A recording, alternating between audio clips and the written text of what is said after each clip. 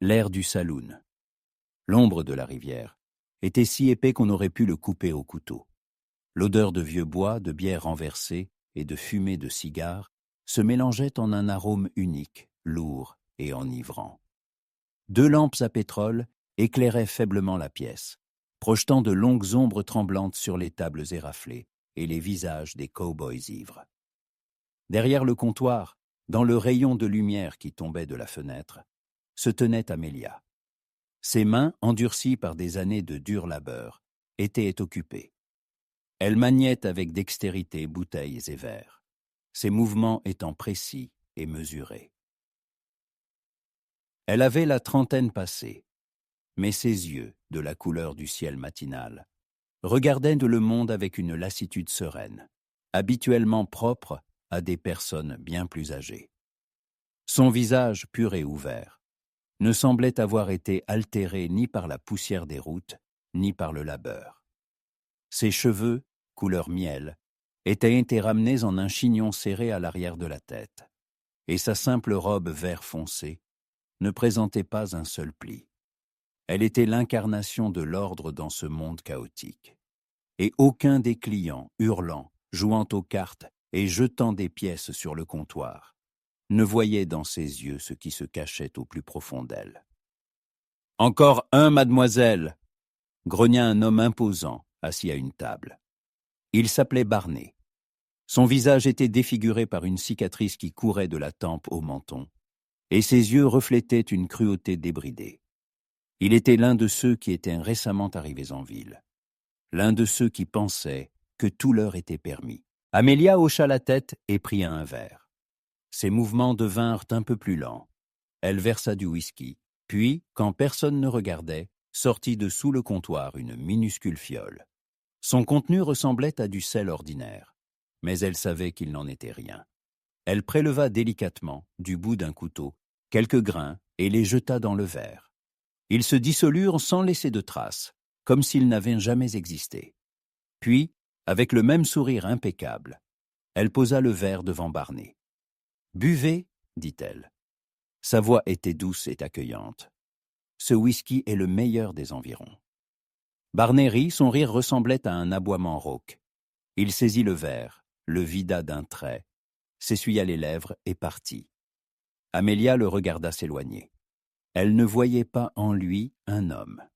Elle voyait en lui une ombre de son passé, une ombre qui avait un jour détruit sa vie, et elle avait juré de ne jamais l'oublier.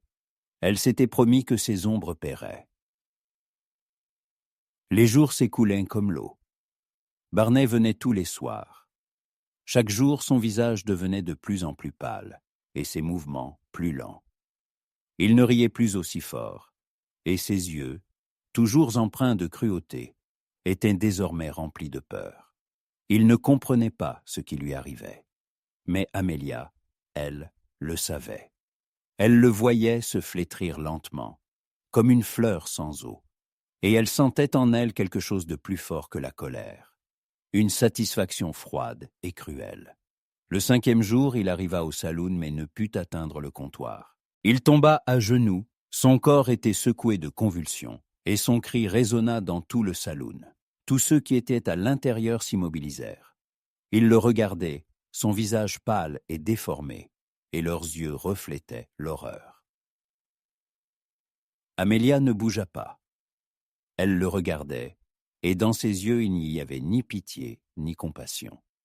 Seulement une froide indifférence. Elle le regardait comme s'il était juste un élément du décor, comme si ses souffrances n'étaient qu'un spectacle qu'elle observait. « Qu'est-ce qui lui arrive ?» demanda un client. Sa voix tremblait.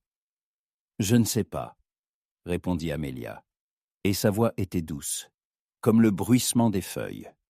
Il a dû boire quelque chose de mauvais. À cet instant, Barney tomba au sol et ne bougea plus. Un silence de mort s'installa dans le saloon. Tous regardaient en son corps, son visage pâle, et Amelia. Elle se tenait derrière le comptoir, essuyant un verre, et son visage ne trahissait aucune émotion.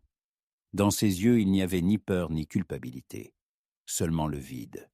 Et dans ce vide se cachait tout son passé, sa douleur et sa soif de vengeance. Sa guerre des ombres ne faisait que commencer. Après la mort de Barney, un silence troublant s'installa dans le saloon. Les clients qui étaient là se dispersèrent, chuchotant et jetant des regards à Amelia. Elle, comme auparavant, se tenait derrière le comptoir, essuyant des verres, et son visage ne montrait aucune trace d'inquiétude. Pour elle, tout était simple. L'un des fantômes qui la hantaient avait disparu, mais il y en avait d'autres. Et elle savait qu'ils viendraient aussi. Le lendemain soir, lorsque les lampes à pétrole s'allumèrent à nouveau dans le saloon, un homme entra au l'ombre de la rivière. Il était vêtu d'un costume noir coûteux, et son visage, aux traits fins et aristocratiques, semblait n'avoir jamais connu ni la poussière ni le vent. C'était un joueur, et il s'appelait M. Arthur Crawford. Il était de ceux qui se considéraient supérieurs à tous, et c'était lui le suivant sur sa liste. Amelia le connaissait. Elle savait qu'il était l'un de ceux qui avaient trompé son père, lui arrachant tout ce qu'il possédait. Elle savait qu'il était l'un de ceux qui avaient poussé son père au suicide. Et elle savait qu'il était l'homme même qui avait détruit sa famille. « Du whisky, mademoiselle !» Sa voix était basse, mais on y décelait de l'arrogance. Amelia, sans lever la tête, lui versa du whisky. Elle savait qu'avec cet homme, il fallait être plus prudente qu'avec Barney. Crawford était intelligent, et ses yeux, vifs et froids, voyaient tout. Il ressemblait à un serpent qui attend son heure. Elle ne pouvait pas simplement lui glisser du poison. Il aurait pu le remarquer. Elle posa un verre devant lui, et il, le prenant, examina le liquide. « Pensez-vous que je vais boire dans un verre sale ?» dit-il, et sa voix contenait une pointe de dédain. « Ne pouvez-vous pas me faire la faveur de servir dans un verre propre ?» Amelia sourit. Son sourire était froid et impitoyable. Elle prit un verre propre et y versa du whisky frais. Puis, avec le même sourire impeccable, elle le posa devant lui. « Comme vous voudrez, monsieur Crawford, » dit-elle. Il reprit le verre, mais cette fois ne but pas. Il le tenait simplement à la main, la regardant, et ses yeux affichaient un étrange sourire narquois. Il voyait en elle quelque chose qui était caché aux autres. Il voyait en elle non pas une simple tenancière de saloon, mais une femme qui cachait quelque chose. « J'ai entendu dire que vous aviez des problèmes, » dit-il. « J'ai entendu dire que l'un de vos clients était mort. »« Cela arrive, » répondit Amelia, et sa voix était calme. « Les gens boivent. » Oui, il hocha la tête. Mais j'ai entendu dire qu'il était mort d'empoisonnement. Amelia le regarda. Son cœur se serra. Elle comprenait qu'il n'était pas là par hasard. Il n'était pas venu boire. Il était venu jouer. Et elle savait qu'il était un maître en la matière.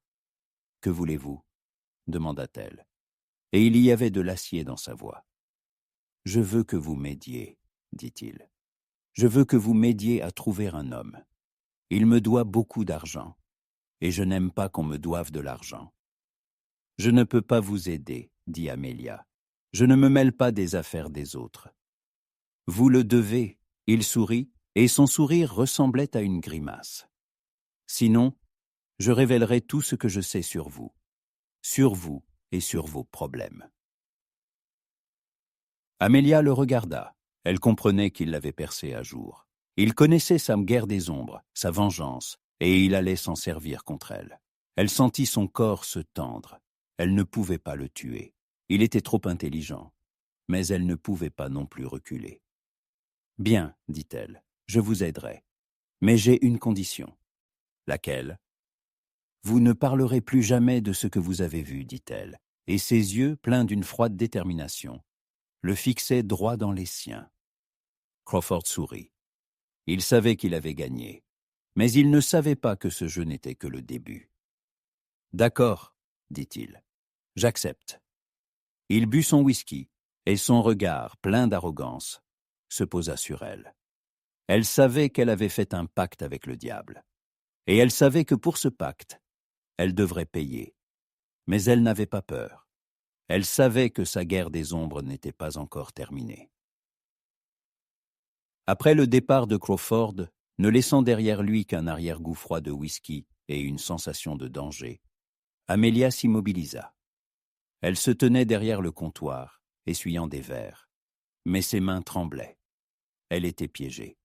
Sa guerre, si pure et personnelle, était devenue un jeu sale où elle devait jouer selon les règles d'autrui. Elle avait fait un pacte avec le diable, et maintenant, elle devait remplir sa part du marché, si elle ne voulait pas qu'il révèle son secret à toute la ville. Le lendemain matin, alors que le soleil commençait à peine à se lever à l'horizon, Crawford réapparut au saloon. Il apporta avec lui une vieille photographie jaunie et une petite sacoche en cuir, pleine de pièces d'or. Il les posa sur le comptoir. « Voilà, dit-il, sa voix était basse et calculatrice. C'est Silas. Il me doit de l'argent. Tu le trouveras. Et ça ?» Il désigna la sacoche. « C'est ta récompense. » Amelia prit la photographie. Elle représentait un homme d'âge moyen, avec une épaisse moustache et des yeux doux, mais effrayés. Il n'avait pas l'air d'un bandit. Il ressemblait à un homme qui avait tout perdu. « Où puis-je le trouver ?» demanda Amelia. « Il aime jouer, » dit Crawford. « Il se cache probablement dans une ville délabrée où personne ne le connaît. »« Et pourquoi te doit-il » demanda Amelia, et sa voix trahissait une certaine curiosité. « Ce ne sont pas tes affaires, » répondit-il, et ses yeux, pleins d'un acier froid, la regardèrent. « Tu dois juste le trouver. » Amelia hocha la tête.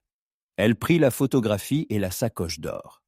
Elle ne voulait pas le faire, mais elle n'avait pas le choix. Elle devait jouer à ce jeu. Les jours se transformèrent en semaines. Amelia commença sa traque. Elle ne pouvait pas quitter la ville sans attirer l'attention. Alors elle utilisa ses contacts. Elle parla aux cow-boys qui venaient d'autres villes. Elle posa des questions sur Silas, leur montrant sa photographie. Elle était prudente, sans dévoiler ses cartes. Et ses questions étaient simples, comme si elle voulait juste en savoir plus sur lui. Elle apprit que Silas était un joueur, mais il n'était pas une mauvaise personne. Il était simplement naïf. Il croyait en la chance. Et il croyait en Crawford. Elle apprit que Crawford l'avait trompé, lui prenant tout ce qu'il possédait, y compris son ranch et sa famille. Elle comprit que Silas n'était pas seulement un débiteur, il était une victime. Amelia ressentit quelque chose de nouveau, pas de la colère, mais de la pitié. Elle voyait en Silas son propre père, un homme qui avait été trompé et laissé pour mort. Et elle comprit qu'elle ne pouvait pas simplement aider Crawford. Elle devait aider Silas. Un soir, alors que le saloon était vide, l'un des cow-boys avec qui elle avait parlé entra. « Je l'ai vu, » dit-il. Sa voix était basse. « Il est dans une petite ville appelée Poussière de Ruisseau. Il se cache dans une maison abandonnée. » Amelia sentit son cœur se serrer. Elle l'avait trouvé. Maintenant, elle devait décider de la suite. Elle ferma le saloon à clé. Elle prit sa jument et partit pour Poussière de Ruisseau. C'était une petite ville abandonnée où personne ne vivait. Et là, dans l'une des maisons abandonnées, elle le trouva. Silas était assis près d'un feu. Son visage était plein de désespoir, et ses yeux ne contenaient plus que du vide. « Silas, » dit-elle doucement. Il sursauta. Sa main se porta à son revolver, mais il ne le sortit pas. Il la regardait simplement, et dans ses yeux, il n'y avait rien d'autre que la peur. « Qui êtes-vous, qui êtes-vous » demanda-t-il. « Je m'appelle Amelia, » dit-elle, « et je suis venue pour vous aider. »« Je n'ai pas besoin d'aide, » répondit-il. « Si vous en avez besoin, » dit-elle, « tu me dois quelque chose. Tu me dois pour mon père, pour ma famille. » Silas la regarda, et un feu s'alluma dans ses yeux. « Vous êtes l'une des leurs. » Sa voix était emplie de haine. « Non, » dit Amelia, « je ne suis pas l'une des leurs. Je suis leur victime, comme toi. » Elle sortit la photographie et la lui montra. Il la regarda, puis la regarda elle, et ses yeux, remplis d'incrédulité, commencèrent lentement, très lentement, à s'éclaircir. Il comprit qu'elle disait la vérité. « Que voulez-vous » demanda-t-il. « Je veux que vous m'aidiez, » dit Amelia. Je veux que vous m'aidiez à détruire Crawford. » Silas la regarda, puis regarda le feu qui brûlait dans la cheminée. « Je ne peux pas, dit-il. Je ne peux pas. »« Si vous le pouvez, dit-elle, et vous le devez, car si vous ne le faites pas, il vous trouvera, et il vous tuera. » Silas la regarda, et dans ses yeux, le feu réapparut. Mais cette fois, ce n'était pas le feu de la peur, c'était le feu de la vengeance. Dans la maison abandonnée de poussière de ruisseau, un silence de mort régnait, interrompu seulement par le grincement occasionnel du vieux bois desséché. Silas regardait Amelia. Ses yeux étaient pleins d'incrédulité, mais quelque chose dans sa voix, dans sa détermination, le forçait à écouter. Ces mots étaient comme un ruisseau froid qui coule sur une terre chaude et desséchée. Ils apportaient que non seulement la vérité, mais aussi l'espoir. « Je ne peux pas, » murmura-t-il, sa voix était pleine de désespoir. « J'ai essayé de me battre, mais il m'a brisé, il m'a tout pris. Je n'ai plus rien. » Amelia s'assit en face de lui. Ses yeux, de la couleur du ciel matinal, étaient pleins de compassion. Elle voyait en lui non pas un débiteur, mais une victime qui lui ressemblait, à elle et à son père. « Tu as quelque chose qu'il n'a pas, » dit-elle, et sa voix était d'acier. « Tu as la vérité. Tu as une histoire qui peut le détruire. » Silas secoua la tête. Il ne croyait pas au pouvoir des mots. Il croyait au pouvoir du revolver. Et il savait que le revolver de Crawford était plus rapide. « Personne ne me croira, » dit-il. « J'étais un idiot naïf qui avait tout perdu. Personne ne m'écoutera. »« Si, ils écouteront, » dit Amelia. « Ils écouteront, parce que je parlerai avec toi. Je serai ta voix. » Elle lui raconta sa vengeance, comment, lentement, jour après jour, elle tuait ceux qui avaient contribué à détruire sa vie. Elle parla de Barney et des autres ombres qui vivaient encore dans sa ville. Et elle parla de Crawford, comment il l'avait fait chanter, comment il l'avait utilisé pour le trouver.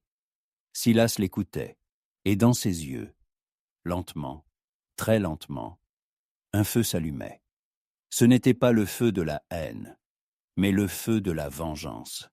Il comprenait qu'il n'était pas seul, qu'il avait un allié qui était prêt à se battre avec lui. « Que devons-nous faire ?» demanda-t-il. « Nous n'allons pas le tuer, » dit Amelia. « Nous allons le détruire. Nous allons lui prendre ce qu'il aime le plus, sa réputation, son pouvoir. » Ils s'assirent près du feu et planifièrent.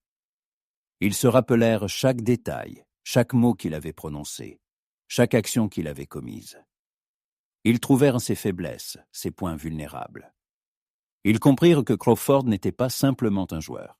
Il était un escroc qui achetait le pouvoir.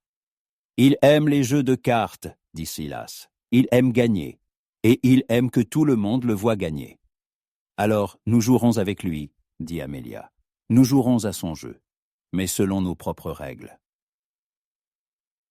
Leur plan était risqué. Ils devaient retourner à Oakland, retourner à son saloon, qui était leur seul foyer. Ils devaient attirer Crawford dans un piège en utilisant son orgueil. Ils devaient le forcer à jouer aux cartes où l'enjeu n'était pas seulement sa réputation, mais aussi sa vie. Silas hocha la tête. Dans ses yeux, il n'y avait plus de peur. Il y avait de la détermination. Il comprit qu'il avait une chance non seulement de récupérer ce qu'il avait perdu, mais aussi de se sauver. Ils se levèrent. La nuit s'en allait déjà, et l'air était froid. Ils montèrent à cheval et partirent pour Oakland. Ils roulèrent en silence. Mais entre eux, il y avait quelque chose de plus fort que les mots. Une compréhension mutuelle. Ils étaient prêts à se battre. Et ils savaient que leur guerre des ombres ne faisait que commencer. Ainsi, l'alliance était scellée. Amelia et Silas retournaient à Oakland pour jouer leur partie la plus risquée contre Crawford. Oakland les accueillit dans un silence de mort. La ville dormait, et le vent rare soufflant dans la rue déserte n'apportait que la poussière et l'odeur du vieux foin. Amelia et Silas roulaient côte à côte. Leurs chevaux soufflaient lourdement. Leurs sabots résonnaient sourdement sur la route poussiéreuse. Ils ne disaient pas un mot, mais chacun d'eux savait ce qui les attendait. Ils étaient prêts. Le saloon, l'ombre de la rivière, était le seul endroit en ville où la lumière brillait. Elle filtrait à travers les fenêtres, projetant sur la rue des carrés de lumière jaunes et tremblants. À l'intérieur, c'était calme, trop calme. Amelia et Silas descendirent de cheval, attachèrent leur monture et entrèrent lentement. Crawford était assis à une table dans un coin où la lumière était la plus faible. Son visage était caché dans l'ombre, mais ses yeux, vifs et froids, les regardaient droit. À côté de lui était assis un autre homme, son garde du corps, aussi silencieux et dangereux que son maître. « Je t'attendais, Amelia, » dit Crawford. Sa voix était douce, comme le bruissement d'un serpent. « Mais je ne m'attendais pas à ce que tu amènes celui-là. » Son regard passa à Silas, et une fureur éclata dans ses yeux. Silas, à son tour, regarda Crawford, et dans son regard, il n'y avait plus de peur, seulement de la haine. « C'est lui qui m'a amené, » dit Amelia. « Il veut te rembourser sa dette. » Crawford rit, son rire ressemblait au grincement du vieux bois. « Une dette. Il n'a pas d'argent, Amelia.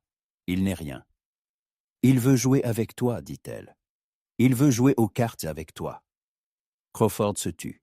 Il regarda Amelia, son visage calme, ses yeux déterminés. Il ne comprenait pas ce qui se passait, mais il sentait que quelque chose n'allait pas. « Aux cartes ?» demanda-t-il finalement. « Et pour quel enjeu ?»« Pour tout ce que nous avons, » dit Silas. « Pour mon ranch, pour ma dette, pour ta réputation. » Crawford sourit. Son sourire était malicieux, mais teinté d'orgueil. Il était le meilleur joueur des environs. Personne ne pouvait rivaliser avec lui. « Bien, dit-il, j'accepte, mais j'ai une condition. »« Laquelle ? » ?»« Nous jouerons ici dans ton saloon et nous jouerons en tête-à-tête. » Silas regarda Amelia. Elle hocha la tête. C'était leur plan. Le forcer à jouer aux cartes, où il pourrait le piéger. La table fut dressée. La lumière était faible. L'air était rempli d'une tension à couper au couteau. Silas était assis en face de Crawford. Amelia se tenait derrière le comptoir, les observant. Le jeu commença.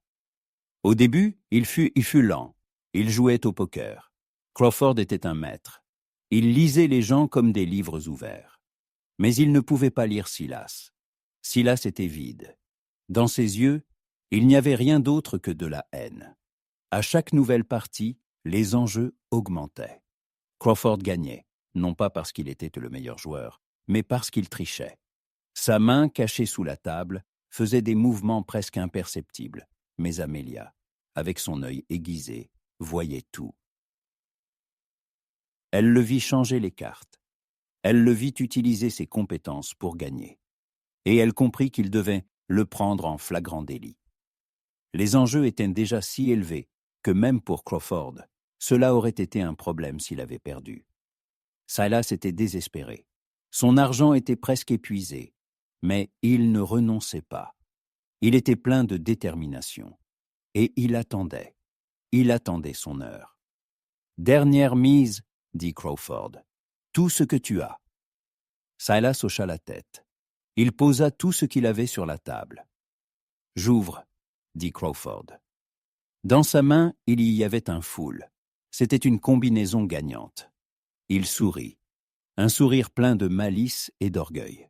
« Tu as perdu, Silas, dit-il, tu as tout perdu. » Silas secoua la tête. « Non, dit-il, je n'ai pas perdu. » Il regarda Amelia. Elle hocha la tête. Elle savait que leur heure était venue. « Tu triches, Crawford, dit Silas. Sa voix était ferme. « Tu triches aux cartes. » Crawford rit. « Prouve-le, dit-il, prouve-le et je te donnerai tout ce que j'ai. » Silas leva la tête. Il regarda Amelia. Et à ce moment, il vit qu'un autre homme était entré dans le saloon. C'était le garde du corps, qui était assis avec Crawford. Il tenait un revolver à la main, et il regardait Silas, et le feu brillait dans ses yeux. « Ne bouge pas, dit-il. Sa voix était froide. Sinon je te tire dessus. » Tout ce qu'ils avaient si soigneusement planifié s'effondra en un instant. Crawford sourit. Son visage était plein de triomphe. « Maintenant, Silas, dit-il, tu as perdu. » Amelia et Silas étaient piégés. Leur plan avait échoué, et ils faisaient face à une menace réelle. Le silence qui s'installa dans le saloon était plus lourd que n'importe quel cri. Le garde du corps de Crawford tenait son revolver, pointé sur Silas. Crawford était assis, son visage caché dans l'ombre, mais son sourire était visible. C'était un sourire de triomphe, le sourire d'un prédateur qui avait enfin capturé sa proie. Leur plan, si soigneusement élaboré, s'était effondré en un instant. « Je te l'avais dit !» La voix de Crawford était basse et calculatrice. « Tu n'es rien, Silas, et personne ne t'aidera. » Mais il avait sous-estimé Amelia. Elle n'était pas une simple tenancière de saloon. C'était une femme qui se battait contre les ombres. Et elle savait qu'elle avait encore un dernier atout. « Tu penses avoir gagné ?» dit-elle, et sa voix, basse et calme, résonna dans tout le saloon. « Tu penses pouvoir nous vaincre ?»« Bien sûr, rit Crawford. Il a une arme, et vous n'avez rien. »« J'ai quelque chose de plus qu'une arme, » répondit Amelia. « J'ai la vérité. » Elle avança lentement. Ses mouvements étaient fluides et gracieux. Elle n'avait pas peur de lui, car elle savait qu'il n'oserait pas la tuer. Elle était un témoin trop précieux. Elle était celle qui pouvait le détruire. « Toi, comme tous les autres, tu penses être le plus intelligent, » continua-t-elle. « Tu penses pouvoir tromper les gens, leur prendre tout ce qu'ils possèdent et rester impuni. Mais tu te trompes, Crawford. » Elle s'approcha de la table où se trouvait le verre. Elle le prit et le leva. « Tu as triché, dit-elle. Tu as toujours triché. Tu as toujours été un lâche qui craignait le jeu honnête. Tu n'étais pas le meilleur joueur, tu étais simplement le meilleur tricheur. » Crawford sauta sur ses pieds. « Tais-toi, cria-t-il, tu ne sais rien. »« Je sais tout, répondit-elle. Je sais comment tu as trompé mon père. Je sais comment tu as trompé Silas. Et je sais comment tu as empoisonné Barney. » Crawford s'immobilisa. Il la regarda et la peur apparut dans ses yeux. Il ne s'y attendait pas. Il ne s'attendait pas à ce qu'elle sache. À cet instant, alors qu'il était distrait, Silas fit un mouvement brusque. Il repoussa la table, qui tomba avec fracas sur le sol, créant un bruit qui résonna dans tout le saloon. Le garde du corps, qui était distrait, n'eut pas le temps de réagir. Il tira, mais la balle atteignit le plafond, et non Silas. Une fusillade éclata. Les balles sifflaient, ricochant sur les murs. Amelia, profitant du moment, jeta à Crawford le verre de whisky, mélangé au poison qui lui était destiné. Il ne put esquiver, et le liquide lui atteignit les yeux. Il cria de douleur, ses mains tremblèrent, et il tomba au sol. Le garde du corps, voyant son maître blessé, paniqua. Il tira, encore une fois, mais la balle atteignit la lampe, qui se brisa, les plongeant dans l'obscurité totale. Un silence complet s'installa dans le saloon. Amelia entendit la voix rauque de Crawford, allongée sur le sol, et elle comprit qu'il était mort. Le garde du corps, resté seul, paniqua. Il jeta son revolver et s'enfuit. Amelia alluma une nouvelle lampe. Le saloon était en désordre. Les chaises étaient cassées, et des cartes jonchaient le sol. Elle regarda Silas. Il allait bien. Il était assis par terre. Son visage était empreint de soulagement. Il la regarda, et ses yeux reflétaient de la gratitude. « Tu m'as sauvé, dit-il. »« Nous nous sommes sauvés mutuellement, répondit-elle. Ils restèrent dans le saloon jusqu'à l'aube, attendant le shérif. Quand il arriva, ils lui racontèrent tout ce qui s'était passé. Ils lui montrèrent les cartes que Crawford avait en main. Ils lui montrèrent les documents qu'il portait sur lui. Le shérif, après les avoir écoutés, hocha la tête. Il savait qu'il disait la vérité. Amelia et Silas restèrent à Auckland. Le saloon L'Ombre de la Rivière cessa d'être un lieu où les gens mouraient. Il devint un lieu où les gens vivaient. Silas, qui était un joueur talentueux, mais pas un tricheur, devint barman. Et Amelia, qui était si froide et impitoyable, se mit à sourire. Elle n'était plus seule. Maintenant que leur guerre était terminée, ils pouvaient enfin vivre. Vivre dans un monde sans ombre. Un monde où il n'y avait que l'aube. L'histoire se conclut ici. Amelia et Silas avaient pu se venger, trouvant finalement la paix et l'un l'autre.